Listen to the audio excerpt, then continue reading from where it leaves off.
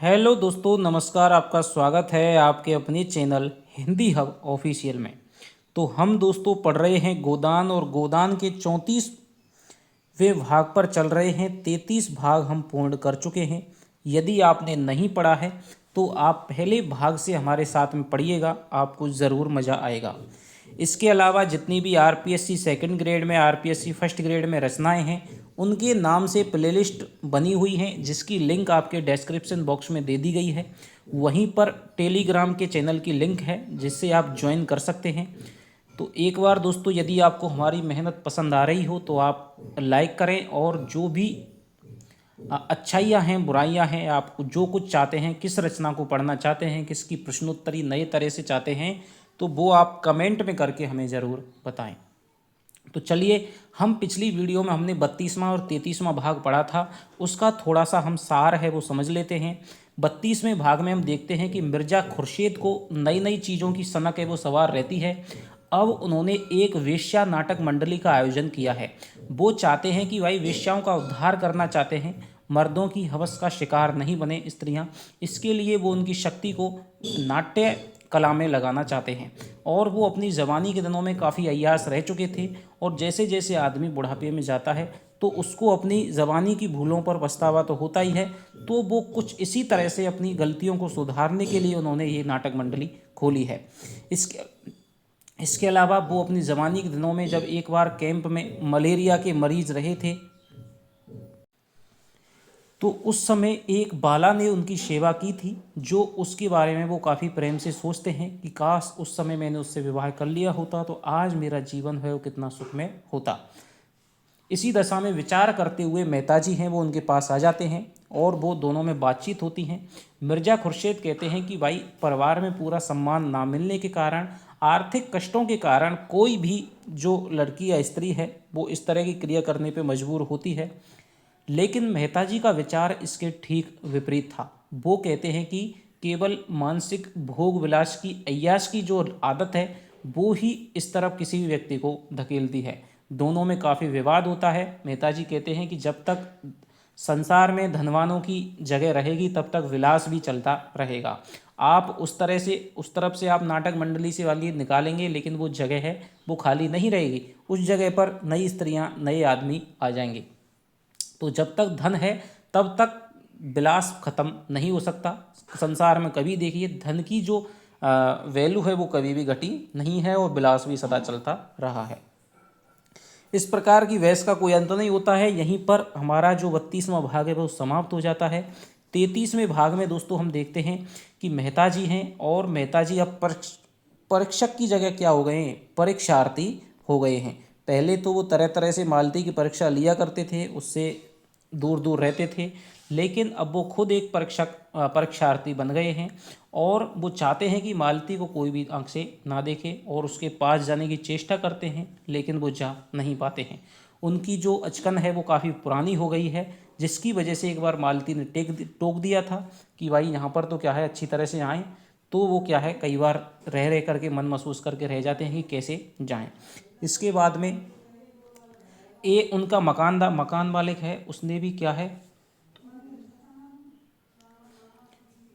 किराया मेहता जी दे नहीं पाए हैं, क्योंकि उनकी सारी जो फीस, सारा 1000 रुपया जो महीना है वो वजीफ़ा देने में, विधवाओं की सहायता करने में, और जो विदेशों से क्या है उनको शौक़ है नई नई नस्लों के पौधे मंगा करके अपने बाग में लगाने का, इसी में पुस्तकें खरीदने में, इसी में उनके पैसे उड़ जाते हैं, और वो किराया नहीं दे पा रहे हैं। मकान मालिक 6 महीने तक सब्र करता है, फिर उन पर क्या कर देता है, नालिश कर देता है। जैसे ही नालिश करने वाला अमीन आता है, वो समझाता है कि भाई आप जैसे तैसे भी करके मैं 10 दिन का वक्त दे दूंगा, आप पैसों का इंतजाम कर लें।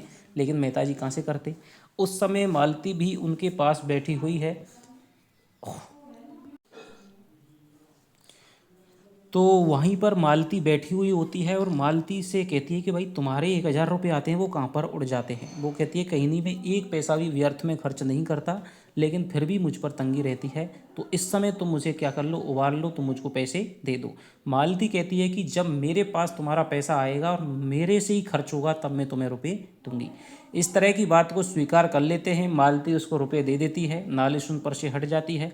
वहाँ से मेहता को मकान खाली करना पड़ता है। मालती अपने घर के 2 कमरों को मेहता के लिए दे देती है। आगे का बगीचा अहाता है वो उनके बगीचे के लिए छोड़ देती है। इस प्रकार मेहता जी के पास सामान तो ज़्यादा ना था, लेकिन किताबें थी, वो कमरे में भर जाती हैं, उनके रहने की व्यवस्था हो जाती है। अब उनके घर में रहते हैं तो कई बार मालती से उनका मेलजोल है, बातचीत है, वो हो जाती है।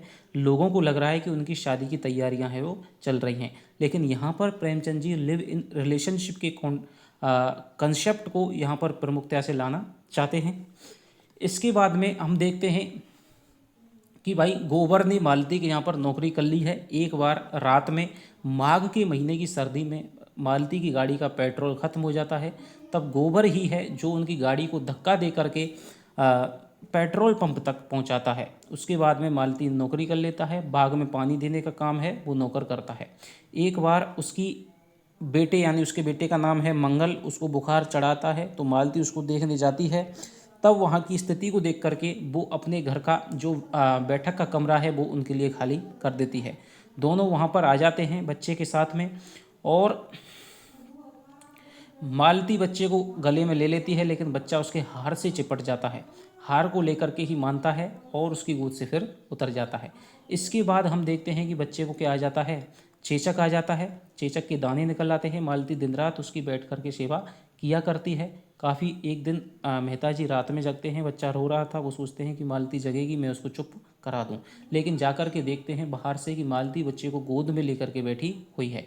उस पर मेहसा की आंखें हैं वो सजल हो जाती हैं और वो चाहते हैं कि अभी इस देवी के चरणों में मैं सर पकड़ लूँ। इसके बाद में एक दिन और ऐसे ही बच्चे के पास मालती है वो बैठी हुई है। गोबर मालती बैठी होती है तो घुस नहीं पाता है। झुनिया से ही उसके बारे में हालचाल लेता रहता है। मालती झुनिया पे कभी कभी क्रोध भी करती है, क्योंकि वो बच्चे की जो लालन पालन है वो ठीक से नहीं कर पाती है।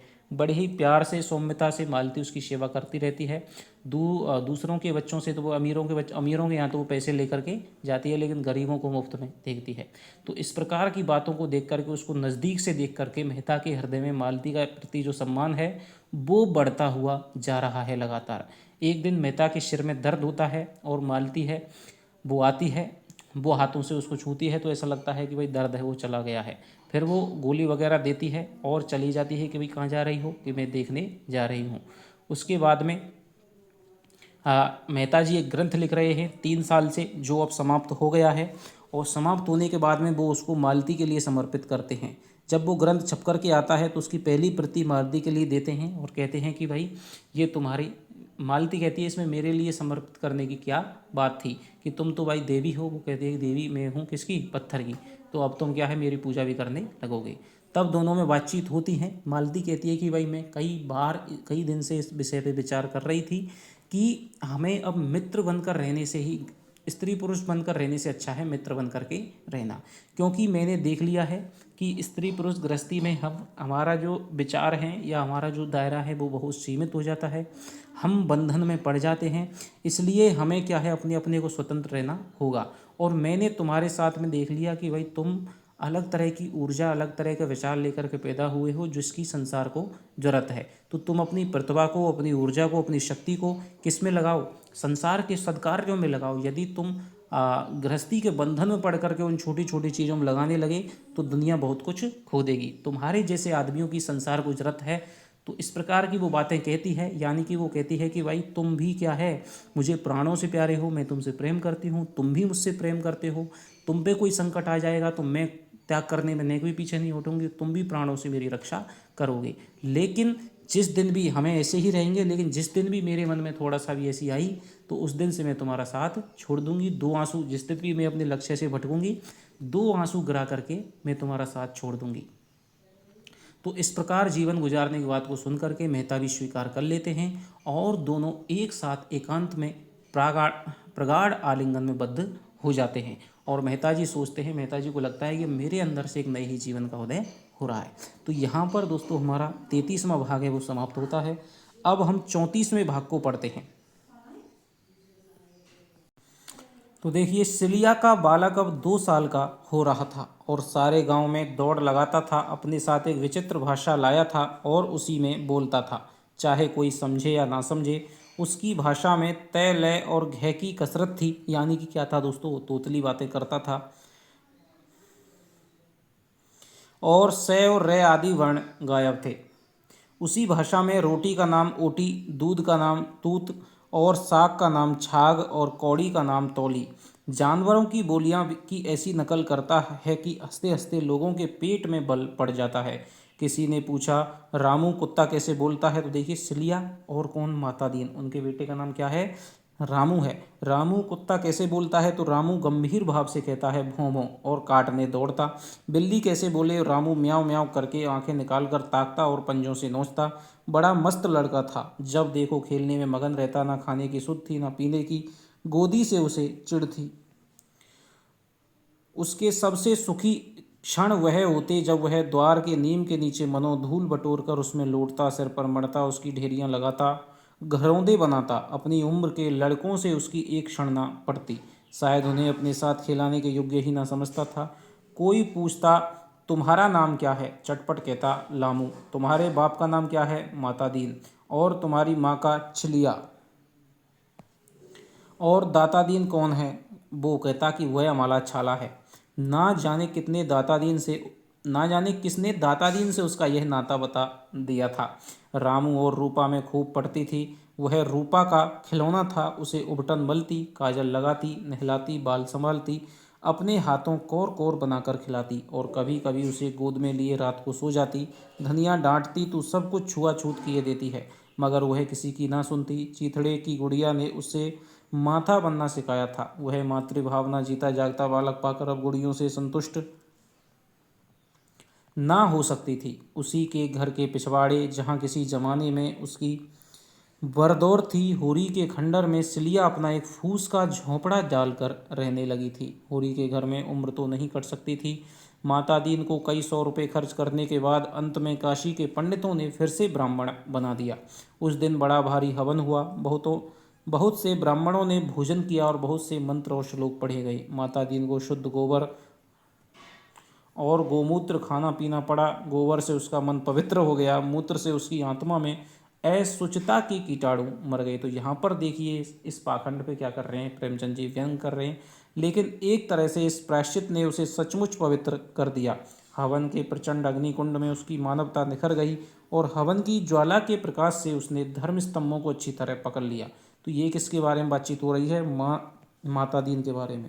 उस दिन से उसे धर्म के नाम से चिढ़ हो गई। उसने जनेऊ उतार फेंका और पुरोहिती को गंगा में डुबो दिया।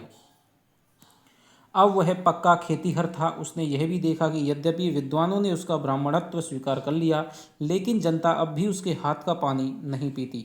उससे मुहूर्त पूछती है, शायद तो लगन का विचार करवाती है, उसे पर्व के दिन दान भी देती है, पर उससे अपने बर्तन नहीं छुलाती। जिस दिन सिलिया के बालक का जन्म हुआ, उसने दूनी मात्रा में भंग पी और गर्भ से जैसे उसकी छाती तन गई और उंगलियां बार बार मूँछों पर पड़ने लगीं। बच्चा कैसा होगा उसी के जैसा, कैसे देखे, उसका मन महसूस कर रह गया। तीसरे दिन रूपा खेत में उससे मिली। उसने पूछा, रुपया तूने सिलिया का लड़का देखा?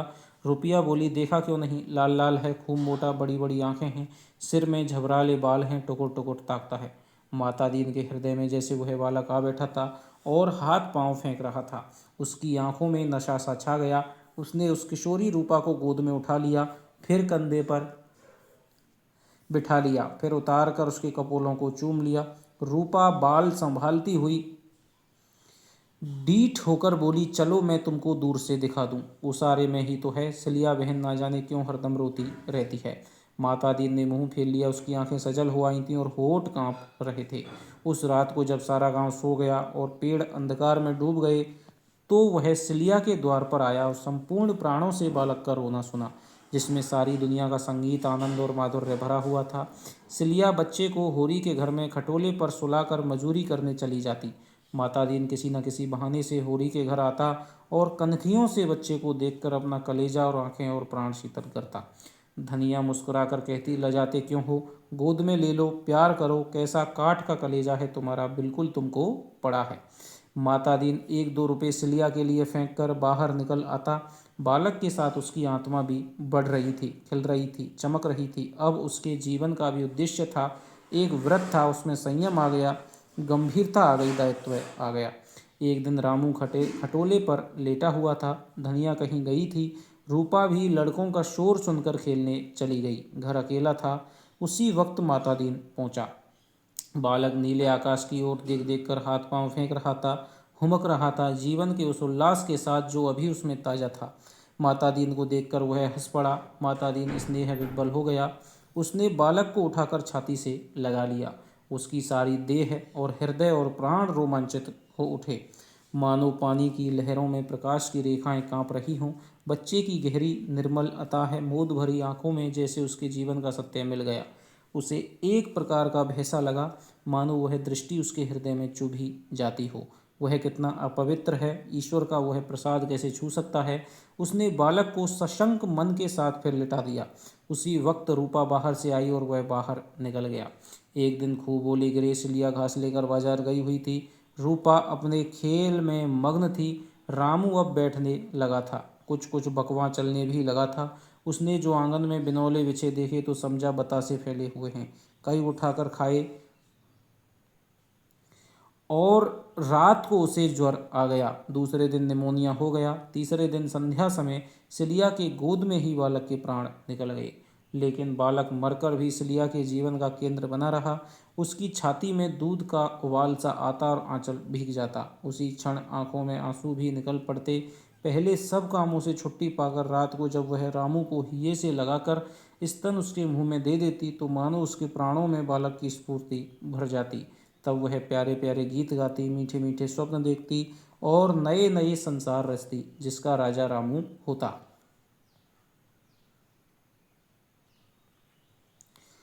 अब सब कामों से छुट्टी पाकर वह अपनी सूनी झोंपड़ी में रोती थी। उसके प्राण तड़पते थे उड़ जाने के लिए उस लोक में जहाँ उसका लाल इस समय भी खेल रहा होगा। सारा गांव उसके दुख में शरीक था। रामू कितना चौचाल था, जो कोई बुलाता उसी की गोद में चला जाता। मरकर और पहुंच से बाहर होकर वह और भी प्रिय हो गया था। उसकी छाया उससे कहीं सुंदर, कहीं चौचाल, कहीं लुभावनी थी।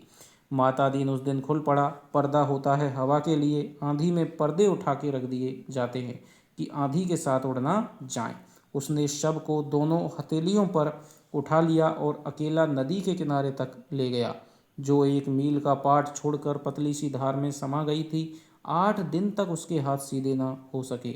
उस दिन वह जरा भी नहीं लजाया, जरा भी नहीं झिझका और किसी ने कुछ कहा भी नहीं, बल्कि सभी ने उसके साहस और दृढ़ता की तारीफ की। होरी ने कहा, यही मर्द का धर्म है, जिसकी बाँह पकड़ी उसे क्या छोड़ना। धनिया ने आंखें नचाकर कहा, मत बखान करो, जी जलता है। यह मर्द है? मैं ऐसे मर्द को नामर्द कहती हूँ। जब बाहें पकड़ी थी तब क्या दूध पीता था कि सिलिया ब्राह्मणी हो गई थी। 1 महीना बीत गया। सिलिया फिर मजूरी करने लगी थी। संध्या हो गई थी। पूर्णमासी का चांद बेहंसता सा निकल आया था। सिलिया ने कटे हुए खेत में से गिरे हुए जौ के बाल चुनकर टोकरी में रख लिए थे और घर जाना चाहती थी कि चांद पर निगाह पड़ गई और दर्द भरी स्मृतियों का मानो स्रोत खुल गया। अंचल दूध से भीग गया और मुख आंसुओं से। उसने सिर लटका लिया और जैसे रुदन का आनंद लेने लगी। सहसा किसी की आहट पाकर वह चौंक पड़ी। माता दीन पीछे आकर सामने खड़ा हो गया और बोला, कब तक रोए जाएगी सिलिया? रोने से वह फिर तो ना आ जाएगा।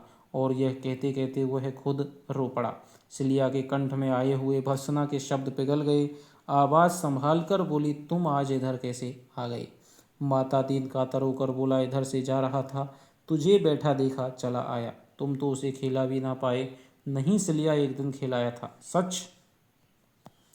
सच। मैं कहाँ थी? तू बाजार गई थी। तुम्हारी गोद में रोया नहीं? नहीं सिलिया, हंसता था। सच? सच। बस एक दिन ही खिलाया? हाँ, एक ही दिन, मगर देखने रोज आता था। उसे खटोले पर खेलते देखता था और दिल थाम कर चला जाता था। तुम्ही को पड़ा था।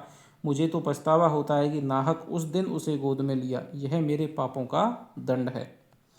सिलिया की आंखों में क्षमा झलक रही थी। उसने टोकरी सिर पर रख ली और घर चली। माता दीन भी उसके साथ साथ चला।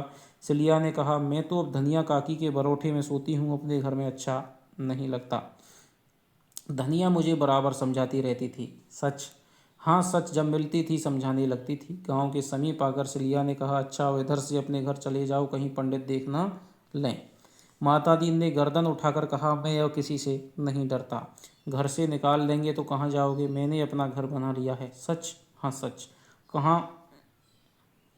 मैंने तो नहीं देखा, चल तो दिखाता हूँ। दोनों आगे बढ़े। मातादीन आगे था, सिलिया पीछे। होरी का घर आ गया। मातादीन उसके पिछवाड़े जाकर सिलिया की झोंपड़ी के द्वार पर खड़ा हो गया और बोला, यही हमारा घर है। सिलिया ने अविश्वास, क्षमा, व्यंग और दुख भरे स्वर में कहा, यह तो सिलिया चमारिन का घर है। मातादीन ने द्वार की टाटी खोलते हुए कहा, यह मेरी देवी का मंदिर है। सिलिया की आंखें चमकने लगी, बोली, मंदिर है तो एक लोटा पानी उड़ेल कर चले जाओगे। मातादीन ने उसके सिर की टोकरी उतारते हुए कंपित स्वर में कहा, नहीं सिलिया, जब तक प्राण है तेरी शरण में रहूँगा, तेरी ही पूजा करूँगा। झूठ कहते हो। नहीं, तेरे चरण छूकर कहता हूँ। सुना, पटवारी का लौंडा भुवनेश्वरी तेरे पीछे बहुत पड़ा था, तूने उसे खूब डांटा। तुमने किससे कहा? भुवनेश्वरी आप ही कहता था। सच? हाँ सच। सिलिया ने दिया सलाई से कुप्पी जलाई। एक किनारे मिट्टी का घड़ा था, दूसरी ओर चूल्हा था, जहाँ 2-3 पीतल और लोहे के बासन मजे धुले रखे थे। बीच में पुआल बिछा था, वही सिलिया का बिस्तर था। इस बिस्तर के सिरहाने की ओर रामू की छोटी सी खटोली जैसे रो रही थी, और उसी के पास 2-3 मिट्टी के हाथी घोड़े अंग भंग दशा में पड़े हुए थे।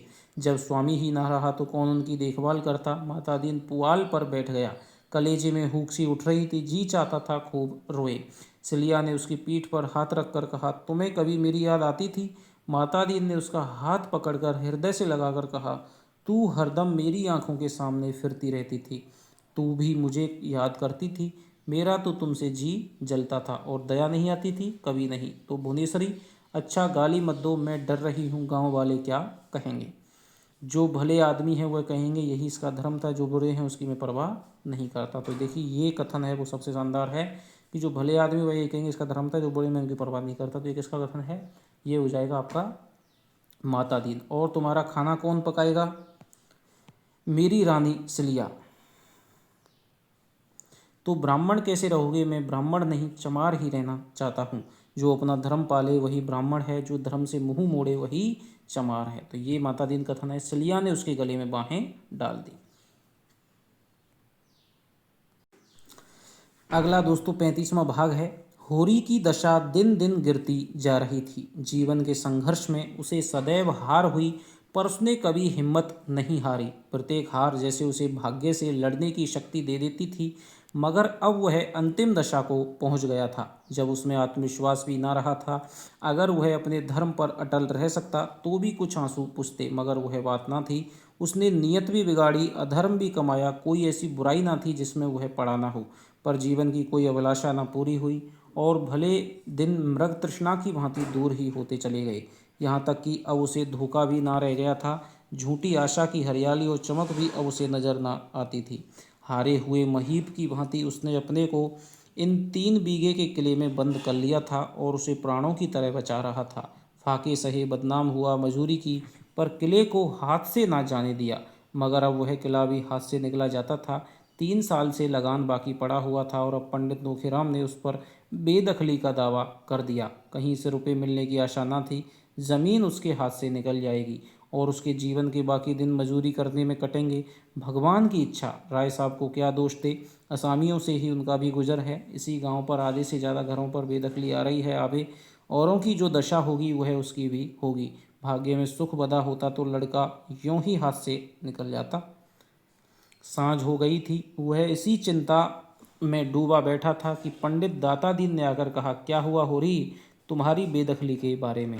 इन दिनों नोखेराम से मेरी बोलचाल बंद है। कुछ पता नहीं, सुना तारीख को 15 दिन और रह गए हैं।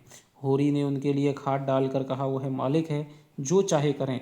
मेरे पास रुपए होते तो यह दुर्दशा क्यों होती? खाया नहीं, उड़ाया नहीं, लेकिन उपज ही ना हो, और जो भी हो वह कौड़ियों के मूल बिके, तो किसान क्या करे?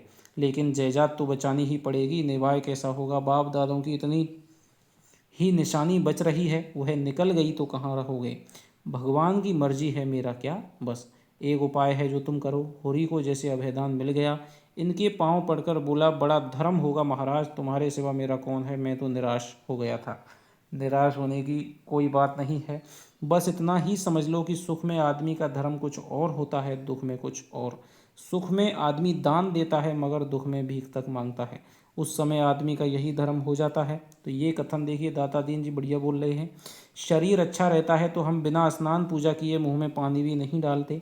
लेकिन बीमार हो जाते हैं तो बिना नहाए धोए कपड़े पहने खाट पर बैठे पथ्य लेते हैं। उस समय यही धर्म है। यहाँ हम में तुम में कितना भेद है, लेकिन जगन्नाथपुरी में कोई भेद नहीं रहता। ऊंचे नीचे सभी एक पंगत में बैठकर खाते हैं। आपातकाल में श्री रामचंद्र जी ने सेवरी नहीं तो शबरी के झूठे फल खाए थे। वाली को छिपकर वध किया था। जब संकट में बड़े बड़ों की मर्यादा टूट जाती है तो हमारी तुम्हारी कौन बात है। राम सेवक महतो को तो जानते हो ना। होरी ने निरुत्साह होकर कहा, हाँ जानता क्यों नहीं, मेरा जजमान है, बड़ा अच्छा जमाना है उसका, खेती अलग लेन देन अलग, ऐसा रौबदाव का आदमी ही नहीं देखा। कई महीने हुए उसकी औरत मर गई है, संतान कोई नहीं। अगर रुपया का ब्याह उससे करना चाहो तो मैं उसे राजी कर लूँ, मेरी बात वह कभी ना टालेगा। लड़की सयानी हो गई है और जमाना बुरा है, कहीं कोई बात हो जाए तो मुंह में कालिख लग जाए। यह बड़ा अच्छा अवसर है, लड़की का ब्याह भी हो जाएगा और तुम्हारे खेत भी बच जाएंगे, सारे खर्च बरस से बच जाते हो। राम सेवक होरी से 2 ही 4 साल छोटा था। ऐसे आदमी से रूपा के ब्याह करने का प्रस्ताव ही अपमानजनक था। कहाँ वह फूल सी रूपा और कहाँ वह बूढ़ा ठूंठ। जीवन में होरी ने बड़ी बड़ी चोट सही थी, मगर यह चोट सबसे गहरी थी। आज उसके ऐसे दिन आ गए कि उससे लड़की बेचने की बात कही जाती है और इसमें इनकार करने का साहस नहीं है। गिलानी से उसका सिर झुक गया। दातादी ने 1 मिनट के बाद पूछा, तो क्या कहते हो। होरी ने साफ जवाब ना दिया, बोला, सोचकर कहूँगा। इसमें सोचने की क्या बात है, धनिया से भी तो पूछ लूँ। तुम राजी हो कि नहीं, जरा सोच लेने दो महाराज। आज तक कुल में कभी ऐसा नहीं हुआ, उसकी मर्जाद भी तो रखना है। 5-6 दिन के अंदर मुझे जवाब दे देना, ऐसा ना हो कि तुम सोचते ही रह जाओ और बेदखली आ जाए। दाता दीन चले गए। होरी की ओर से उन्हें कोई अंदेशा ना था। अंदेशा था धनिया की ओर से। उसकी नाक बड़ी लंबी है, चाहे मिट जाए मर्जाद ना छोड़ेगी। मगर होरी हाँ कर ले तो वह भी रो धो कर मान ही जाएगी। खेतों के निकलने में भी तो मर्जाद बिगड़ती है। धनिया ने आकर कहा, पंडित क्यों आए थे। कुछ नहीं, यही बेदखली की बातचीत थी। आंसू पोंछने आए होंगे, यह तो ना होगा कि 100 रुपये उधार दे दें। मांगने का मुंह भी तो नहीं, तो यहाँ आते ही क्यों हैं। रुपया की सगाई की बात थी, किससे। राम सेवक को जानती हो, उन्हीं से। मैंने उन्हें कब देखा, हाँ नाम बहुत दिन से सुनती हूँ। वह तो बूढ़ा होगा। बूढ़ा नहीं है, हाँ अधेड़ है। तुमने पंडित को फटकारा नहीं, मुझसे कहते तो ऐसा जवाब देती कि याद करते। फटकारा नहीं, लेकिन इनकार कर दिया। कहते थे ब्याह भी बिना खर्च वर्च के हो जाएगा और खेत भी बच जाएंगे। साफ साफ क्यों नहीं कहते कि लड़की बेचने को कहते हैं। कैसे इस बूढ़े को हियाब पड़ा। लेकिन होरी इस प्रश्न पर जितना ही विचार करता उतना ही उसका दुराग्रह कम होता जाता था। कुल मर्यादा की लाज उसे कम ना थी, लेकिन जिसे असाध्य रोग ने ग्रस लिया हो वह खाद्य अखाद्य की परवाह कब करता है। दाता दीन के सामने होरी ने कुछ ऐसा भाव प्रकट किया था जिसे स्वीकृति नहीं कहा जा सकता, मगर भीतर से वह पिघल गया था। उम्र की ऐसी कोई बात नहीं, मरना जीना तकदीर के हाथ है। अब देखिए, होरी अपने आप को समझा रहा है कि बूढ़े बैठे रहते हैं, जवान चले जाते हैं। रूपा को सुख लिखा है तो वहाँ भी सुख उठाएगी, दुख लिखा है तो कहीं भी सुख नहीं पा सकती। और लड़की बेचने की तो कोई बात ही नहीं। होरी उससे जो कुछ लेगा उधार लेगा और हाथ में रुपए आते ही चुका देगा। इसमें शर्म या अपमान की कोई बात ही नहीं है। बेशक उसमें समाई होती तो वह रूपा का ब्याह किसी जवान लड़के से और अच्छे कुल में करता। दहेज भी देता, बारात के खिलाने पिलाने में भी खूब दिल खोल कर खर्च करता। मगर जब ईश्वर ने उसे इस लायक नहीं बनाया तो कुश कन्या के सिवा और वह कर क्या सकता है। लोग हंसेंगे, लेकिन जो लोग खाली हंसते हैं और कोई मदद नहीं करते उनकी हंसी की वह क्यों परवाह करे। मुश्किल यही है कि धनिया नाराजी होगी, गधी तो है ही, वही पुरानी लाश ढोई जाएगी। यह कुल प्रतिष्ठा के पालने का समय नहीं, अपनी जान बचाने का अवसर है। ऐसी ही बड़ी लाज वाली है तो लाइए 500 निकाले कहाँ धरे हैं। तो इस तरह करके हुरी ने अपने आप को समझा लिया है। 2 दिन गुजर गए और इस मामले पर उन लोगों में कोई बातचीत ना हुई। हाँ, दोनों सांकेतिक भाषा में बातें करते थे। धनिया कहती वर कन्या जोड़ के हों तभी ब्याह का आनंद है। होरी जवाब देता, ब्याह आनंद का नाम नहीं है पगली, यह तो तपस्या है। चलो तपस्या है। हाँ, मैं कहता जो हूँ, भगवान आदमी को जिस दशा में डाल दें उसमें सुखी रहना तपस्या नहीं तो और क्या है। दूसरे दिन धनिया ने वैवाहिक आनंद का दूसरा पहलू सोच निकाला। घर में जब तक सास ससुर देवर देवरानियाँ जेठानियाँ ना हो तो ससुराल का सुख ही क्या। कुछ दिन तो लड़की बहुरिया बनने का सुख पाए। होरी ने कहा, वह वैवाहिक जीवन का सुख नहीं, दंड है। धनिया तिनक उठी, तुम्हारी बातें भी निराली होती हैं। अकेली बहू घर में कैसे रहेगी? तूने कौन सा सुख उठा लिया, बता। क्या सभी घरों में ऐसे ही प्राणी होते हैं? और नहीं तो क्या आकाश की देवियाँ आ जाती हैं?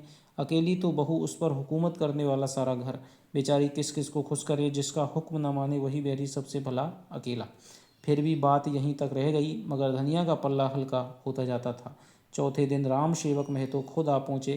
कला रास घोड़े पर सवार, साथ एक नाई और एक खिदमतगार, जैसे कोई बड़ा जमींदार हो। उम्र 40 से ऊपर थी, बाल खिचड़ी हो गए थे, पर चेहरे पर तेज था, देह घटी हुई। होरी उनके सामने बिल्कुल बूढ़ा लगता था। किसी मुकदमे की पैरवी करने जा रहे थे। यहाँ जरा दोपहरी काट लेना चाहते हैं। धूप कितनी तेज है और कितनी जोरों की लू चल रही है। होरी सहुआइन की दुकान से गेहूं का आटा और घी लाया। पूरियां बनी, तीनों मेहमानों ने खाना खाया। दाता दीन भी आशीर्वाद देने आ पहुंचे। बातें होने लगीं।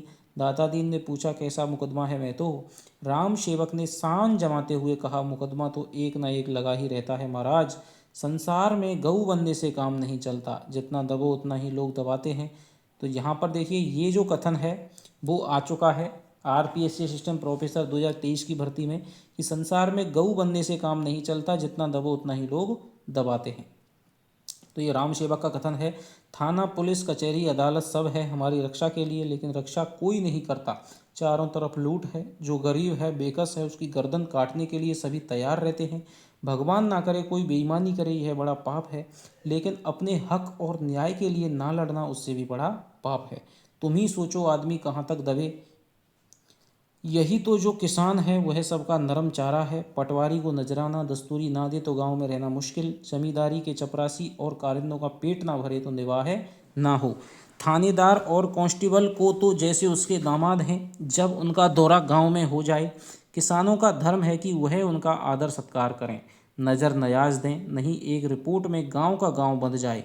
कभी कानून गो आते हैं, कभी तहसीलदार, कभी डिप्टी, कभी जंट, कभी कलेक्टर, कभी कमिश्नर। किसान को तो उनके सामने हाथ बांधे हाजिर रहना चाहिए। उनके लिए रसद, चारे, अंडे, मुर्गी, दूध, घी का इंतजाम करना चाहिए। तुम्हारे सिर भी तो वही बीत रही है महाराज। एक ना एक हाकिम रोज़ नए नए बढ़ते जाते हैं। एक डॉक्टर कुओं में दवाई डालने के लिए आने लगा है। एक दूसरा डॉक्टर कभी कभी आकर ढोरों को देखता है। लड़कों का इम्तिहान लेने वाला इंस्पेक्टर है। ना जाने किस किस महकमे के अफसर हैं। नहर के अलग, जंगल के अलग, ताड़ी शराब के अलग, गांव सुधार के अलग, खेती विभाग के अलग। कहाँ तक गिनाऊं? पादड़ी आ जाता है तो उसे भी रसद देना पड़ता है, नहीं शिकायत कर दे। और जो कहो कि इतने महकमों और इतने अफसरों से किसान का कुछ उपकार होता तो नाम को नहीं। कभी जमींदार ने गांव पर हल पीछे 2-2 रुपये चंदा लगाया। किसी बड़े अफसर की दावत की थी, किसानों ने देने से इनकार कर दिया। बस उसने सारे गांव पर जाफा कर दिया। हाकिम भी जमींदार का ही पक्ष करते हैं। यही नहीं सोचते कि किसान भी आदमी है, उनके भी बाल बच्चे हैं, उनकी भी इज्जत आबरू है। और यह सब हमारे दब्बूपन का फल है। मैंने गांव भर में डोंडी पिटवा दी कि कोई बेसी लगान ना दे, ना खेत छोड़ो। हमको कोई कायल कर दे तो हम जाफा देने को तैयार हैं, लेकिन जो तुम चाहो कि बेमुँह के किसानों को पीस कर पी जाएं तो यह ना होगा। गांव वालों ने मेरी बात मान ली और सबने जाफा देने से इनकार कर दिया। जमींदार ने देखा सारा गांव एक हो गया है तो लाचार हो गया। खेत बेदखल कर दे तो जोते कौन? इस ज़माने में जब तक कड़े ना पड़ो तब तक कोई नहीं सुनता। बिना रोए तो बालक भी माँ से दूध नहीं पाता। तो इस तरह का भाषण दे करके राम सेवक है वो होरी पर क्या कर लेता है, अपना प्रभुत्व जमा लेता है। होरी को लगता है कि भाई आदमी भले ही क्या है, अधेड़ है, लेकिन बहुत ही ज़्यादा भला है। राम सेवक तीसरे पहर चला गया और धनिया और होरी पर ना मिटने वाला असर छोड़ गया। दाता दीन का मंत्र जाग गया। यानी दाता दीन ने देखिए ये मंत्र खुद चला था कि तुम जाकर के यदि इस तरह की बातें करोगे तो होरी है वो मान जाएगा। उन्होंने पूछा, अब क्या कहते हो? होरी ने धनिया की ओर इशारा करके कहा, इससे पूछो, हम तुम दोनों से पूछते हैं। धनिया बोली, उम्र तो ज़्यादा है, लेकिन तुम लोगों की राय है तो मुझे भी मंजूर है। तकदीर में जो लिखा होगा वह तो आगे आएगा ही, मगर आदमी अच्छा है। और होरी को तो राम सेवक पर वह विश्वास हो गया था जो दुर्बलों को जीवट वाले आदमियों पर होता है। वह शेख चिल्ली के से मंसूबे बांधने लगा था। ऐसा आदमी उसका हाथ पकड़ ले तो बेड़ा पार है। विवाह का मुहूर्त ठीक हो गया। गोबर को भी बुलाना होगा, अपनी तरफ से लिख दो, आने ना आने का उसे अख्तियार है। यह कहने को तुम मुँह न रहे कि तुमने मुझे बुलाया कब था, सोना को भी बुलाना होगा। धनिया ने कहा, गोबर तो ऐसा नहीं था, लेकिन जब झुनिया आने दे, परदेश जाकर ऐसा भूल गया कि न चिट्ठी न पत्री, ना जाने कैसे हैं। यह कहते कहते उसकी आंखें सजल हो गईं।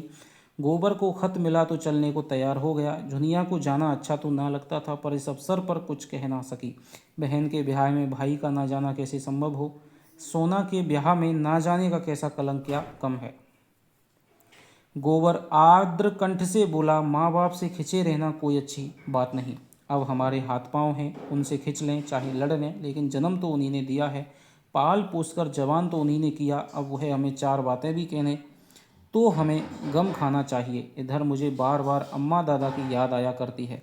उस वक़्त मुझे ना जाने क्यों उन पर गुस्सा आ गया। तेरे कारण माँ बाप को भी छोड़ना पड़ा। झुनिया तिनक उठी, मेरे सिर पर यह पाप न लगाओ। हाँ, तुम्ही को लड़ने की सूझी थी, मैं तो अम्मा के पास इतने दिन रही, कभी सांस तक ना लिया। लड़ाई तेरे कारण हुई, अच्छा मेरे ही कारण सही, मैं भी तो तुम्हारे लिए अपना घर बार छोड़ दिया। तेरे घर में कौन तुझे प्यार करता था, भाई बिगड़ते थे, भावजें जलाती थी। तो ये बात गोबर किससे कह रहा है, झुनिया से। भोला जो तुझे पा जाते तो कच्चा ही खा जाते, तुम्हारे ही कारण।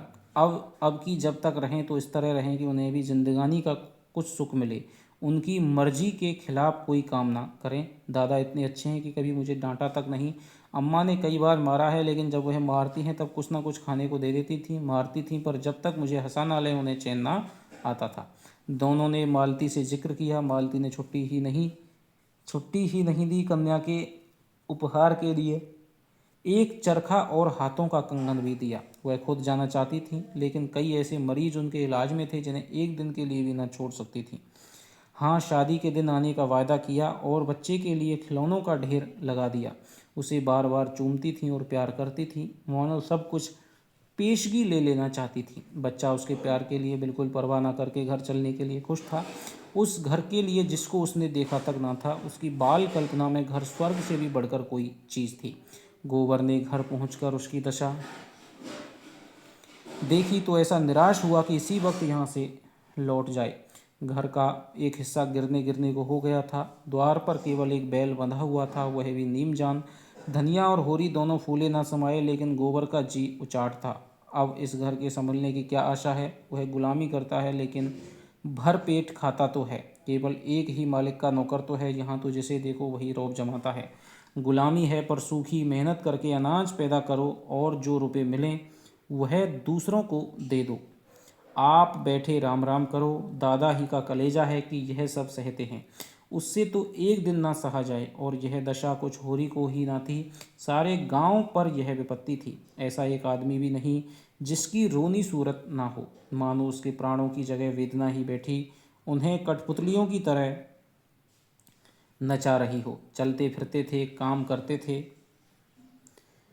घुटते थे, इसलिए कि पिसना और घुटना उनकी तकदीर में लिखा था। जीवन में ना कोई आशा है, ना कोई उमंग, जैसे उनके जीवन के सोते सूख गए हों और सारी हरियाली मुरझा गई हो। जेठ के दिन हैं, अभी तक खलियान में अनाज मौजूद है, मगर किसी के चेहरे पर खुशी नहीं है। बहुत कुछ तो खलियान में ही तुलकर महाजनों और कारिंदों की भेंट हो चुका है, और जो कुछ बचा है वह भी दूसरों का है। भविष्य अंधकार की भांति उनके सामने है, उसमें उन्हें कोई रास्ता नहीं सूझता। उनकी सारी चेतनाएं शिथिल हो गई हैं। द्वार पर मनो कूड़ा जमा है, दुर्गंध उड़ रही है, मगर उनकी नाक में न गंध है न आंखों में ज्योति। सरे शाम द्वार पर गीदड़ रोने लगते हैं, मगर किसी को गम नहीं। सामने जो कुछ मोटा झोटा आ जाता है वह खा लेते हैं, उसी तरह जैसे इंजन कोयला खा लेता है। उनके बैल चूनी चोकर के बगैर नाद में मुंह नहीं डालते, मगर उन्हें केवल पेट में कुछ डालने को चाहिए। स्वाद से उन्हें कोई प्रयोजन नहीं, उनकी रसना मर चुकी है। उनके जीवन में स्वाद का लोप हो गया है। उनसे धेले धेले के लिए बेईमानी करवा लो, मुट्ठी भर अनाज के लिए लाठियां चलवा लो। पतन की वह इंतहा है जब आदमी शर्म और इज्जत को भी भूल जाता है। तो देखिए किस तरह की किसान की वेदना को, दशा स्थिति को यहाँ पे वर्णित किया है। लड़कपन से गोबर ने गांवों की यही दशा देखी थी और उनका आदी हो चुका था, पर आज 4 साल के बाद उसने जैसे एक नई दुनिया देखी। भले आदमियों के साथ रहने से उसकी बुद्धि कुछ जग उठी है। उसने राजनीतिक जलसों के पीछे खड़े होकर भाषण सुने हैं और उनसे अंग अंग में विधा है। उसने सुना है और समझा है कि अपना भाग्य खुद बनाना होगा, अपनी बुद्धि और साहस से इन आफतों पर विजय पाना होगा। कोई देवता कोई गुप्त शक्ति उनकी मदद करने न आएगी। और उसमें गहरी संवेदना सजग हो उठी है। अब उसमें वह पहले की उद्दंडता और गुरूर नहीं है, वह नम्र और उद्योगशील हो गया है। जिस दशा में पड़े हो उसे स्वार्थ और लोभ के वश होकर और क्यों बिगाड़ते हो? दुख ने तुम्हें एक सूत्र में बांध दिया है, बंधुत्व के इस दैवी बंधन को क्यों अपने तुच्छ स्वार्थों से तोड़े डालते हो? बंधुत्व, उस बंधन को एकता का बंधन बना लो। इस तरह के भावों ने उसकी मानवता को पंख से लगा दिए हैं। संसार का ऊंच नीच देख लेने के बाद निष्कपट मनुष्यों में जो उदारता आ जाती है, वह अब मानो आकाश में उड़ने के लिए पंख फड़फड़ा रही है।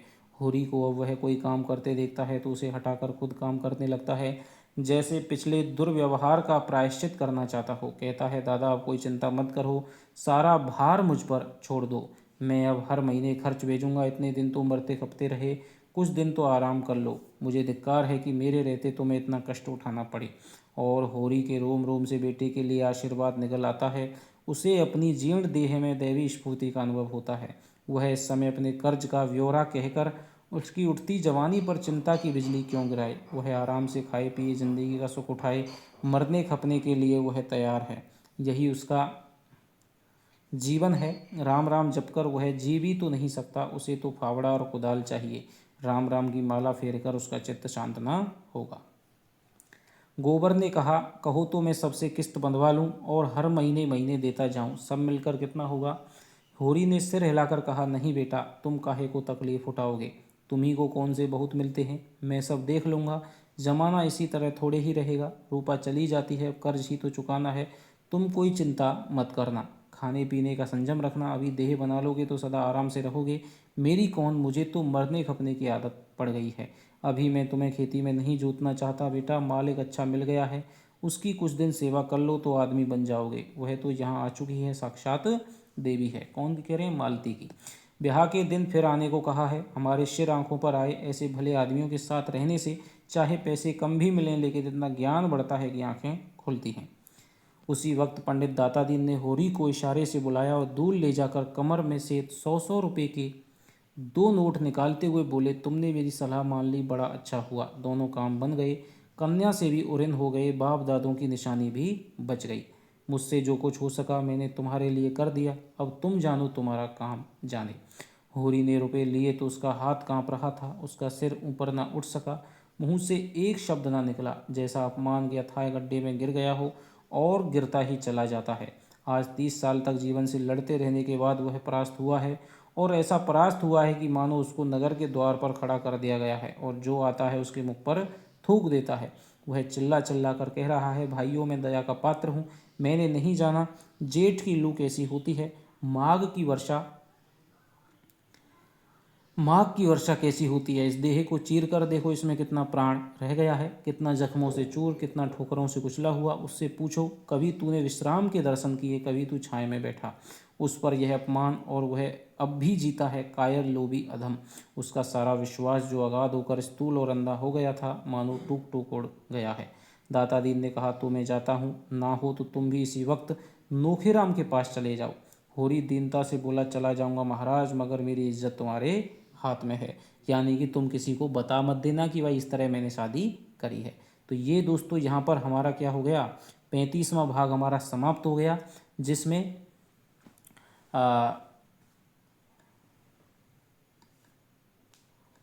रूपा की जो शादी है वो क्या है, कुशकन्या यानी खरीद करके 200 रुपये के बदले में रूपा की शादी है वो किससे कर दी जाती है, राम सेवक महतो से कर दी जाती है। तो आशा करता हूँ कि दोस्तों आपको पसंद आ रहा होगा। और कल हम 36वां भाग है वो थोड़ा सा छोटा है, और उसकी हम पूरे उपन्यास की एक बार हम समरी करेंगे, जिससे कि आपको पूरा उपन्यास है वो एक बार याद हो जाएगा। लगभग 1 घंटे की क्लास तो बनेगी, लेकिन आपको पूरा उपन्यास याद करवाएंगे। तो चलिए आपसे मिलते हैं अगली क्लास में, तब तक के लिए दोस्तों बाय बाय, जय हिंद जय भारत।